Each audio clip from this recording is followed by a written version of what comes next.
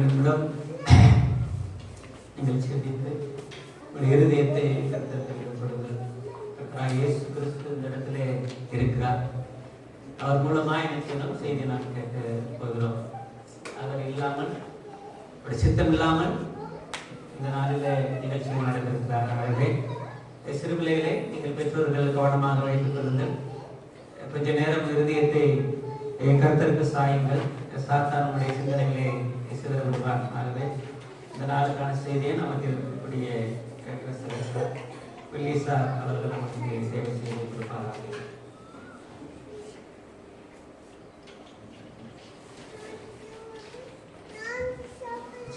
அனைவருக்கும் கர்த்தருடைய நாமத்தினாலே கர்த்தருக்கு ஸ்தோத்திரம்.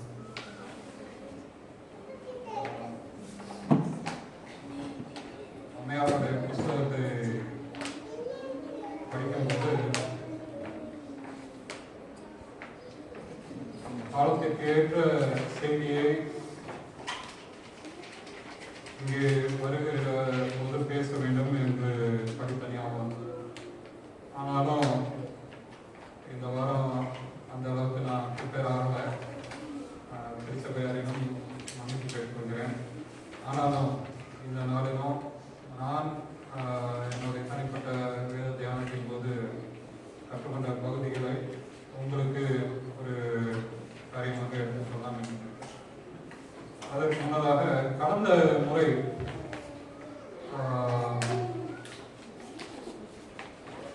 கடைசி காலத்தின் அடையாளங்கள் அப்படின்ற குறித்து படித்தோம். கடைசி கால அடையாளங்களை குறித்து படித்தனா ஒரு காரியத்தை நினைவு கூற வேண்டும். வாலிப பிள்ளைங்களா இருக்கிறோம், நமக்கெல்லாம் ஒரு வாஞ்சை இருந்திருக்கும். குழந்தைங்களா இருக்கிறவங்களுக்கு ஒரு வாஞ்சை இருக்கும். குழந்தைங்களா இருக்கிறவங்க என்ன செய்வாங்க? எப்படா லீவு வரும், எப்படா தாத்தா பாட்டி வீட்டுக்கு போவோம், எப்ப சொந்த பந்தங்களோடு இருப்போம் அப்படின்ற ஒரு எண்ணம் நிச்சயம் வரும். பெரியவங்க வாலிப பிள்ளைங்க அப்படின்னா ஒரு வேளை கல்யாணம் ஃபிக்ஸ் ஆயிடுச்சுன்னா அவங்களுக்கு அந்த வாழ்க்கை எப்படி இருக்கும் அப்படின்ற ஒரு சிந்தை என்ன செய்யும், ஒரு ஆவல் இருக்கும். அதே போல ஆண்டவருடைய பிள்ளைங்களுக்கு ஒரு ஆவல். 2000 வருட காலமாக அந்த வாஞ்சையினாலே குழந்தைகளெல்லாம் சோர்ந்து போனாலும் நம்முடைய வாஞ்சை இன்னும் என்ன செய்யுது, நிலைத்திருக்கிறது அப்படின்னு பார்க்கிறோம். என்ன வாஞ்சை இது? ஆண்டவர் வரப்போகிறார். எப்படி இந்த ஊருக்கு போற பிள்ளைங்களும் இந்த கல்யாணம் ஆக இருக்கக்கூடிய வாலிப பிள்ளைகளும் அந்த கவுண்டர் இது பண்ணுவாங்களோ, அதே போல ஆண்டவருடைய பிள்ளைங்க என்ன செய்யணும் அப்படின்னா, இன்னும் என்னுடைய ஆண்டவர் வர்றதுக்கு இன்னும் என்ன செய்யுது, கொஞ்ச நாள் தான் இருக்குது. நம்ம போன வாரத்தை காட்டிலும் இந்த வாரம் இன்னும் ஒரு வாரம் சீக்கிரமாக அந்த வருகை இருக்கு. இந்த எண்ணத்தினாலே நம்ம ஒவ்வொருவரும் நம்முடைய உள்ளங்களை ஆயத்தம் செய்ய வேண்டும் என்று கேட்டுக்கொள்கிறேன். சரி, இந்த வாரத்தின் இந்த நாளின் வேத பகுதியை தியானிக்குவதற்காக ஒரு நிமிடம் கருத்தை காண்பிக்கிறோம். மகத்துவமுள்ள தேவனே, அதிசயமானவரே, உங்களுடைய வார்த்தைகளை நாங்கள் தியானிக்கும் போது எங்கள் கண்களை திறந்து இயேசு நாமத்தில் ஜெபிக்கிறோம். நல்ல பிதாவே, ஆமென். இந்த நாளிலே யாக்கோபை குறித்து பேசலாம் என்று நினைக்கிறேன். ஏன்னா வேற எந்த காரியத்தை குறித்தும் நான் இப்போ ப்ரிப்பேர் பண்ணல. என்னுடைய ஆராய்ச்சியெல்லாம் ஆதியாகம புத்தகத்தில் இருந்துகிட்டு. அதனால யாக்கோபை குறித்ததான பாடத்தை சற்று நாட்களுக்கு முன்பதாக படிக்க ஆரம்பித்தேன். அதிலிருந்து நான் கற்றுக்கொண்ட பாடத்தை உங்களுக்கு சொல்ல விரும்புகிறேன். யாக்கோபு சீரிய தேசத்தானாகிய தன்னுடைய மாமா லாபான் வீட்டில் போயிருந்தார் இல்லையா? குறிப்பிட்ட ஆண்டுகள் சென்ற பின்னதாக ஆண்டவர் என்ன சொன்னாரு, நீ எழுந்து போ அப்படின்னு சொல்லி சொல்றது பார்க்கலாம். ஆதியாகமம் 31ஆம் அதிகாரம் 11ஆம் வசனமும் 13ஆம் வசனமும். ஆதியாகமம் 31 11ஆம் வசனம் மற்றும் 13ஆம் வசனம். அன்றியும் தேவதூதன் ஒருவர் சொப்பனத்தில் யாக்கோபே என்றார். இதோ இருக்கிறேன் என்றான். நீ தூதனுக்கு அபிஷேகம் செய்து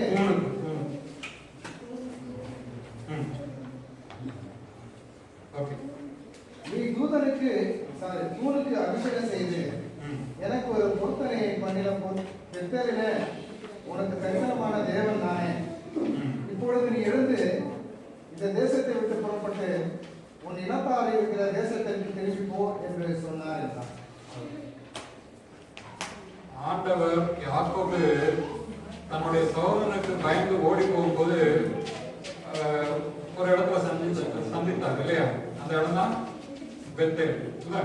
தூணுக்கு அங்கே அபிஷேகம் பண்ணினார் என்று பார்க்கிறோம். அவன் என்ன செஞ்சான்? அங்க ஆண்டவர் என்னை பத்திரமாய் திரும்பி வர பண்ணினார், நான் என்ன செய்வேன், எல்லாத்தையும் தசம்பாலம் கொடுப்பேன் அப்படின்னு சொல்லி பொருத்தனை பண்ண இடமும் அதுதான்.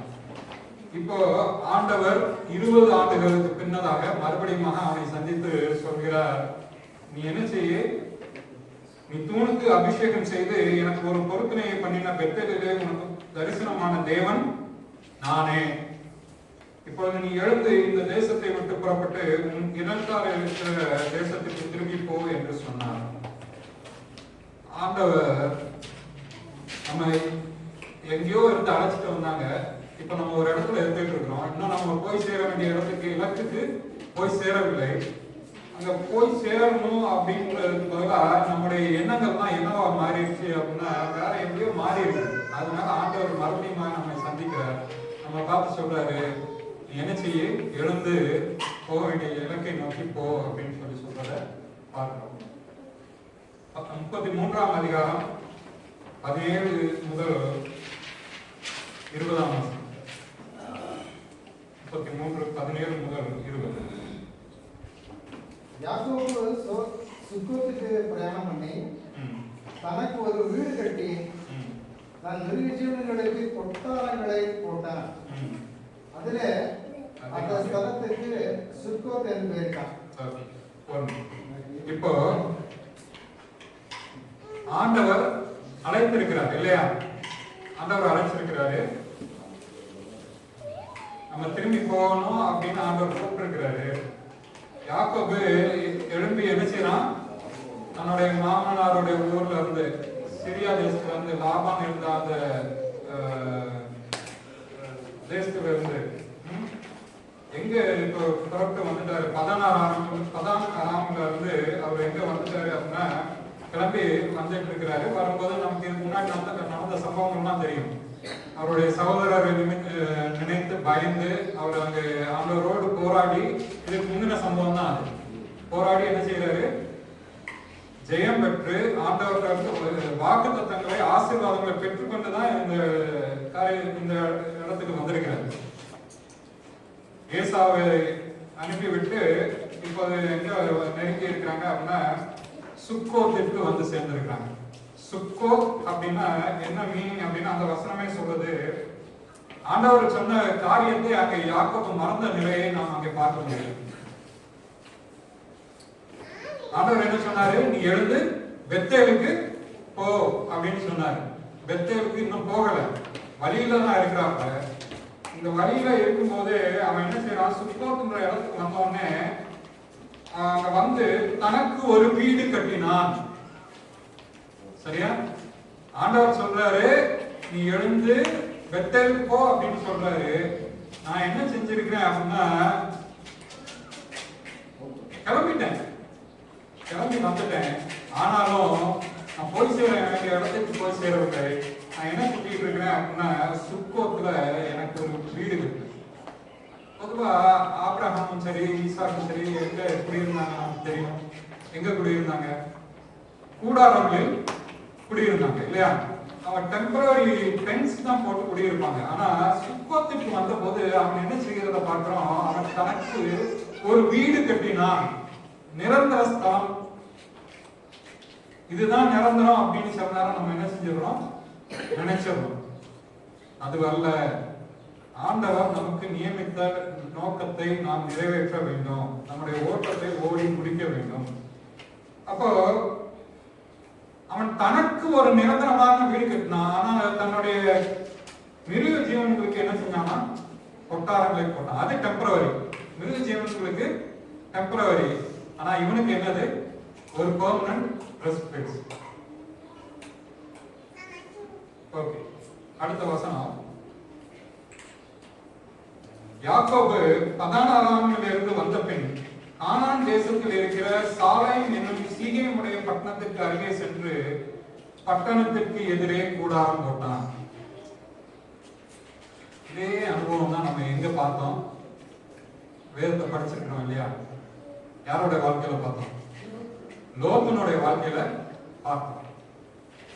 லோத்து அந்த தேசம் முழுவதும் நன்றா இருக்குது அப்படின்னு நினைச்சு அந்த இடத்தை தெரிந்து கொண்டு கடைசி என்ன செஞ்சான் அப்படின்னா, எங்கதான் போய் கூடாரம் போட்டான்? சோதோமுக்கு எதிரே கூடாரம் போட்டான். கடைசி எங்க இருந்தான் தெரியுமா? ஆண்டவர் கூடும்போது சோதோமுக்கு உள்ளே இருந்தான். ஆண்டவருடைய பிள்ளைங்களான நாம, ஆண்டவர் நம்ம எங்க கூப்பிடுறாரோ அங்க போகாம வழியில எங்கேயாவது டைவர்ட் ஆனோம் அப்படின்னா நம்முடைய நிலை என்ன ஆகுது அப்படின்றத பார்க்கணும். சாலேம் என்னும் சீகேமுடைய பட்டணத்திற்கு அருகே சென்று பட்டணத்திற்கு எதிரே கூடாரம் போட்டான். சாலேம் நமக்கு நல்லா தெரியும். மீனிங் என்ன? சமாதானம் இல்லையா? சாலேமின் ராஜா, சங்கையின் ராஜா, சுவாமி வாரமின் பாடுறோம் இல்லையா? சமாதானத்தின் ராஜா இருக்கு. ஆனா இது அந்த சாலேம் இல்லை. மெல்கிசேதேக்கு இருந்த அந்த சாலேம் பட்டணம் இல்லை. வேத விற்பனர்கள் என்ன சொல்றாங்க அப்படின்னா, இது வேற ஒரு பட்டணம். சீகேம் என்ற மனிதனுடைய பட்டணம். அவன் தான் அதை எஸ்டாப்ளிஷ் பண்ணியிருக்கலாம். ஸோ அதோட நேம் வந்து சீகேம்னு இருக்கு அப்படின்னு கூட சொல்றாங்க. சரியா? இங்க என்ன சொல்றாங்க அப்படின்னா, யாக்கோபு பதான் ஆராமிலிருந்து வந்த பின் கானான் தேசத்தில் இருக்கிற சீகேமுடைய பட்டணத்துக்கு அருகே சென்று பட்டணத்துக்கு எதிரே கூடாரம். அந்த சாலேம் என்னும் அப்படின்ற என்னன்னா, அவனுக்கு அங்க வந்தவங்க என்ன செஞ்சுச்சா, ஒரு சமாதானம் கிடைச்சது அப்படின்னு அவன் ஃபீல் பண்ணான். யாக்கோபு என்ன ஃபீல் பண்ணாங்க? சீகேமுடைய பட்டணத்திற்கு வந்து அங்க சமாதானம் கிடைச்சிருச்சு, எல்லாம் சௌரியமா இருக்கு அப்படின்னு இளைப்பாறை எண்ணினான் அப்படின்றத பாருங்க. தான் கூடாரம் போட்ட வெளியின் நிலத்தை சீகேமின் தாக்கனாகிய ஏமோரின் புத்திரர் கையிலே 100 வெள்ளி காசுக்கு கொண்டு அங்கே ஒரு பலிபீடத்தை கட்டி அதற்கு ஏல் எலோஹே இஸ்ரேல் என்று பெயரிட்டான். அவருடைய நோக்கம் தான் நல்லா தான் இருந்தது. ஆண்டவரை தொழுது கொண்டான். போற இடத்துல எல்லாம் ஆபிரகாமும் சரி, ஆண்டவருடைய பிள்ளைங்களும் சரி, அங்கே பலிபீடம் கட்டி என்ன செஞ்சாங்க? தொழுது கொள்கிறதை நாம் பார்க்கிறோம். இப்போ இது எல்லாம் சரிதான். ஆனா என்னுடைய பயணம் பரலோகத்தை நோக்கின பயணத்துல நான் எங்க நிக்கிறேன் அப்படின்றது தான் இருக்கு. அங்க நின்னதுனால என்ன ஆச்சுன்னு தெரியுமா? அடுத்த அதிகாரத்துல அதுதான் இருக்கு. நம்ம அதை பார்க்க போறது இல்லை. நம்ம வந்து யாக்கோபினுடைய அந்த பாடத்துல இருந்து வேற என்ன கற்றுக்கொள்ளலாம்ன்றது மட்டும் பார்ப்போம். சீக்கிரத்துல நம்ம முடிச்சிருக்கோம். சரிங்களா? இப்போ யாக்கோபு அந்த இடத்துல கூடாரம் போட்டு இருந்தான். என்ன ஆச்சுன்னு தெரியுமா? அவனுடைய மகள் அங்கே என்ன செஞ்சா, போய் அந்த தேசத்து பெண்களை பார்க்க புறப்பட்டு போனார். அங்க என்ன நடந்தது அப்படின்னா, ஒரு பெண் பிள்ளைக்கு நேரக்கூடாத சம்பவம் அங்க நடந்துச்சு. சரியா? அது அந்த சம்பவம் நடந்த பின்னாடி அந்த பட்டணத்து அந்த மனிதன் சீகேம் என்பவன் அந்த பெண்ணை கெடுத்து போட்டான். இப்போ சீகேம் அப்படின்னா என்ன அர்த்தம் அப்படின்னு வேற வியாக்கியானர்கள் சொல்றாங்க அப்படின்னா, சீகேம் அப்படின்னா தோல் அல்லது வாரம் அப்படின்னா என்ன ஆயிடுச்சு? அவன் இங்க இளைப்பாறுதல் சமாதானம் அப்படின்னு நினைச்ச இடத்துல அவனுக்கு என்ன கிடைச்சது? கடைசியில அவனுடைய மனதிலே அவனுடைய உடலிலே பாரம் ஏற்றப்பட்டது. சரியா? அந்த பிரச்சனையெல்லாம் நடந்துச்சு, எல்லாம் தெரியும். நம்ம அதுக்குள்ள டீப்பா போகல. கடைசி அந்த இடத்துல தகப்பனாக யாக்கோபு எடுக்க வேண்டிய பொறுப்பை தவறியது நிமித்தமாக அந்த பிள்ளைகள் என்ன செஞ்சாங்க? அதற்கு பழிவாங்க போனாங்க. சரிங்களா? சிமியோனும் லேவியும் அங்கே போய் போய் பழி வாங்குறத பார்க்கிறோம். அது நிமித்தமாக அடுத்து என்ன நடந்தது அப்படின்னா, அந்த தேசத்திற்கு ஜனங்களை குறித்து பயம் இவர்களுக்கு வந்தது, உயிர் பயம் வந்தது. அப்போ ஆண்டவர் நோக்கி பார்க்கக்கூடிய பிள்ளைகள் ஆண்டவர்கள் இருந்து பார்வையை விளக்கும் போது நம்ம குடும்பங்களையும் நம்மளுக்கு பிரச்சனைகள் வரக்கூடிய சந்தர்ப்பங்கள் இருக்கிறது அப்படின்றத புரிஞ்சு கொள்ள வேண்டும். சரி, அப்போ அந்த இடத்துல ஒரு காரியத்தை செய்யலாம் அப்படின்ட்டு இப்போதான் யாக்கோபு என்ன செய்யறாரு, சுதாரிக்கிறத பார்க்கலாம். ஆதியாகமம் 35ஆம் அதிகாரம் முதல் 3 வசனங்கள். முதல் வசனம், தேவன் யாக்கோபை நோக்கி, நீ எழுந்து பெத்தேலுக்கு போய் அங்கே குடியிருந்து ஒரு சகோதரனாகிய ஏசாவின் முகத்திற்கு விலகி ஓடி போகிற போது உனக்கு தரிசனமான தேவனுக்கு அங்கே ஒரு பலிபீடத்தை உண்டாக்கி என்றார். அப்பொழுது யாக்கோபு தன் வீட்டாரையும் தன்னோட கூட இருந்த மற்ற அனைவரையும் நோக்கி, உங்களிடத்தில் இருக்கிற அந்நிய தெய்வங்களை விலக்கி போட்டு உங்களை சுத்தம் பண்ணி கொண்டு உங்கள் வஸ்திரங்களை மாற்றுங்கள். நாம் எழுந்து பெத்தேலுக்கு போவோம், வாருங்கள். எனக்கு ஆபத்து நேரிட்ட நாளில் என் விண்ணப்பத்திற்கு உத்தரவு காண்பை செய்தேன். நான் நடந்த வழியில என்னோட கூட இருந்த தேவனுக்கு அங்கு ஒரு பலிபீடத்தை உண்டாக்குவேன் என்றான். ஆண்டவரோடு மறுபடியுமாக யாக்கோபு ஒப்புரவாகிறது. அந்த சம்பவத்திற்கு, அந்த விபத்து, அந்த ஆபத்து நேர்ந்த பின்னாடி அவர் மறுபடியுமாக தேவனை சார்ந்து கொள்கிற அனுபவத்தை பார்க்கிறோம். ஆண்டவர் மறுபடியுமாக அந்த அழைப்பை விடுக்கிறார். அழைக்கிற தேவன் ஒரு முறை அழைச்சிட்டு அப்படியே நம்ம விட்டுறது இல்லை. நம்ம அந்த அழைப்புல பின்தங்கி போவோமானால் அவர் மறுபடியுமாக நம்மை அழைக்கிற தேவனாக இருக்கிறதை பார்க்கிறோம். நீ எழுந்து பெத்தேலுக்கு போய், பெத்தேல் அப்படின்னா நமக்கு மீனிங் தெரியும் இல்லையா? பெத் அப்படின்னா வீடு அப்படின்னு அர்த்தம். பெத் அப்படின்னா வீடுன்னு அர்த்தம். ஏல் அப்படின்னா தேவன் அப்படின்னு அர்த்தம். அப்ப பெத்தேல் அப்படின்னா என்ன அர்த்தம்? தேவனுடைய வீடு. நீ எங்க இருக்கிற, உனக்கு பாரத்தை உண்டாகக்கூடிய இடத்துல இருக்கிற, சுக்கோத்துல இருக்கிற, நீ என்ன செய்யணும்? சுக்கோத்துல இருந்து புறப்பட்டு போகணும் அப்படின்னு சொல்லி ஆண்டவர் சொல்றத பார்க்கிறோம்.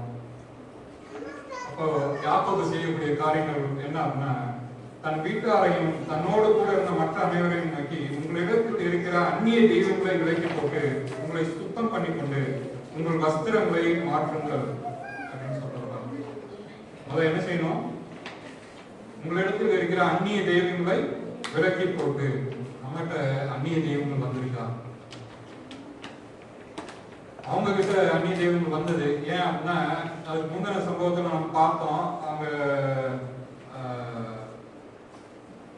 சுக்கோத்துல இருந்தப்போ தீனாருக்கு நேர்ந்த சம்பவத்தின் நிமித்தமாக சகோதரர்கள் அனைவரும் போய் என்ன செஞ்சாங்கன்னா, அந்த பட்டணத்தை கொள்ளையிட்டாங்க.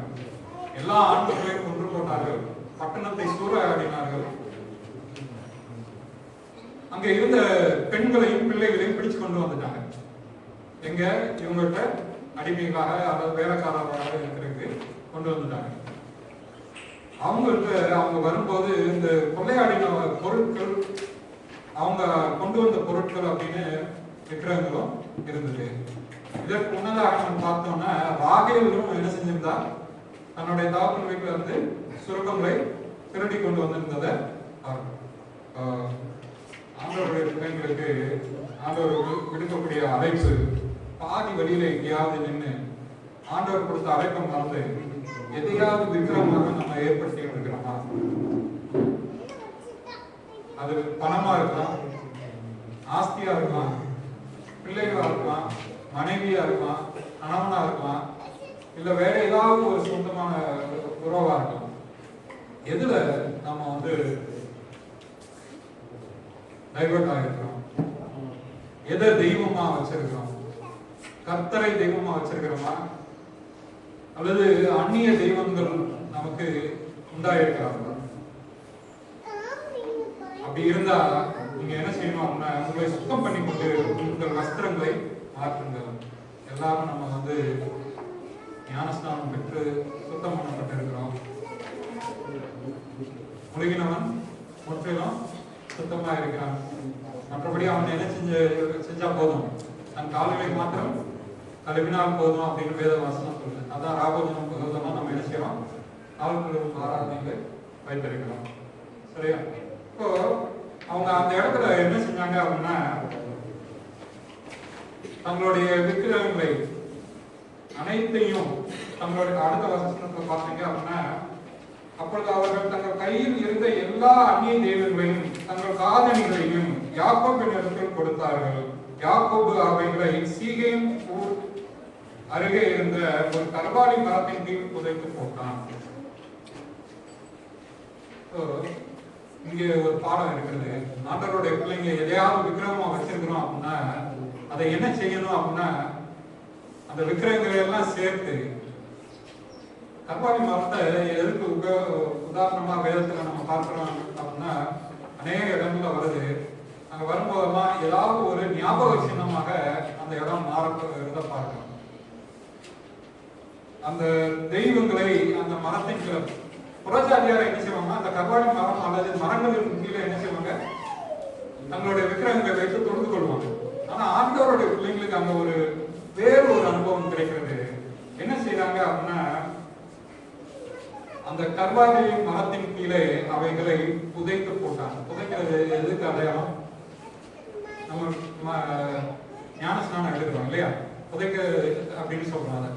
எதுக்கு அடையாளம்? பரியலுக்கு அடையாளம், அடக்கம் பண்றதுக்கு அடையாளம். அடக்கம் பண்ணப்பட்ட பொருள் மறுபடியும் எழுந்திருக்காது, ஜீவனோடு வராது அப்படின்றது அங்கே காமிக்கிறது. என்னுடைய பழைய வாழ்க்கையை நான் விட்டு, என்னுடைய பழைய கொள்கை முறைகளை விட்டு ஆண்டவரை பின்தொடர நான் என்னுடைய முடிவை எடுத்துக்கொள்ளக்கூடிய அந்த இடம்தான் அந்த சீகேம் ஊர் அருகே இருந்த அந்த கர்வாலி மரம். அதன் பின்னதாக யாக்கோபு என்ன செய்யறாரு, அங்கிருந்து புறப்பட்டு பெத்தேலுக்கு போகிற அனுபவத்தை பார்க்கிறோம். நான் இந்த சின்ன பிரசங்கத்தை தான் அவங்களோடு செய்யணும்னு விரும்பினேன்.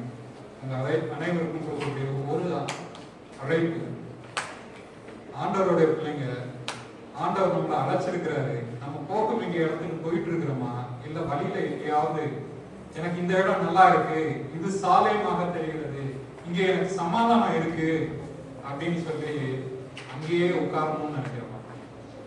ஆண்டவர் நம்மை பெத்தேலுக்கு அழைக்கிறார், தேவனுடைய வீட்டிற்கு அழைக்கிறார். வெளிப்படுத்தும் புஸ்தகம் 20ஆம் அதிகாரம் 19ஆம் அதிகாரம் 4ஆம் வசனம். 24 மூப்பர்களும் 21ஆம் அதிகாரம் 3ஆம் வசனம்.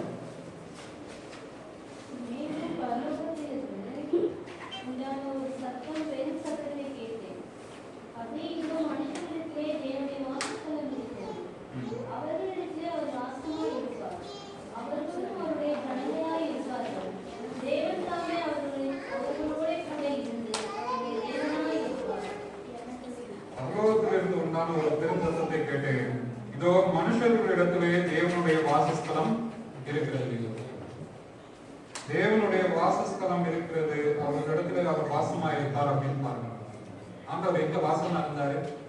நம்ம யாத்ராகமம் 25ஆம் அதிகாரம் 8ஆவது வசனத்துல பார்க்கிறோம். யாத்ராகமம் 25:8.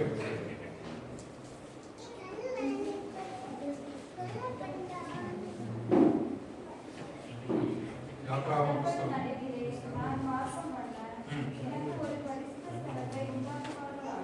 அவர்கள் நடுவிலே நாம் வாசம் பண்ண எனக்கு ஒரு பரிசுத்த ஸ்தலத்தை உண்டாக்குவார்களாக. ஆண்டவர் நம்முடைய நடுவிலே வாசம் பண்ண ஒரு பரிசுத்த ஸ்தலத்தை கேட்டாங்க. அது தேவனுடைய வீடுன்னு நம்ம சொல்லுவோம் இல்லையா, தேவனுடைய ஆலயம், தேவனுடைய வீடு அப்படின்னு சொல்லுவோம். பெத்தேல் அப்படின்றது தேவனுடைய வீடு. தேவனுடைய வீட்டை நோக்கி, விசுவாச நாட்டை நோக்கி நாம் போவோம். அப்படிப்பட்ட நல்ல வாய்ப்பை உங்களுக்கு எனக்கும் தேவன் தருவாராக. ஆண்டவர் சீக்கிரமாக